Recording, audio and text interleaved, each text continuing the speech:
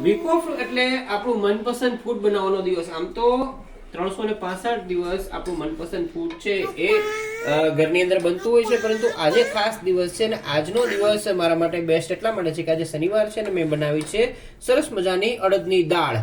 અડદની દાળને રાણી દાળ પણ કહેવામાં આવે છે, કારણ કે આ દાળની રાણી ગણાય છે અને આની અંદર જબરજસ્ત પ્રમાણની અંદર કાર્બોહાઈડ્રેટ્સ, પ્રોટીન અને તમામ ખનિજો હોય છે અને આ ખાવાની શિયાળામાં ખૂબ જ મજા આવે છે. આમ તો પચવામાં થોડી ભારે હોય છે, પરંતુ જો આને ખાસ આ પ્રકારે બનાવવામાં આવે, જાણે કે આ દાળની અંદર આપણે લીલું લસણ એડ કરીએ, વઘારની અંદર ટમેટાની ગ્રેવી નાખીએ અને તમામ જે દાળના મસાલાઓ છે એ નાખીને જો દાળ તૈયાર કરીએ ખૂબ જ સરસ રીતે પકાવીને, તો આ દાળનો ટેસ્ટ કંઈક અલગ જ હોય છે, એની લિજ્જત કંઈક અલગ હોય છે. અને જો એની અંદર લસણની લાલ મરચાવાળી ચટણી હોય, બાજરાનો રોટલો હોય, તો પછી પૂછશું જ શું.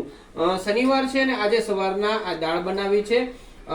શાક બનાવવાની કદાચ જરૂર પણ નહીં રહે, પરંતુ જો તમારે શાક ખાવું હોય તો તમારે રીંગણાનું જે ભરેલું શાક હોય છે, 1-2 બટેટા નાખીને એ શાક બનાવીને આ દાળની સાથે રોટલોને ચોરીને છાશ અને પાપડની સાથે જો તમે જમો તો જમાવટ થઈ જાય. અને આજના શનિવારે આ પ્રકારનો પ્રોગ્રામ છે સવારનો, એટલે કે બપોરનું જે લંચ છે એ આ દાળની સાથે લેવામાં આવશે.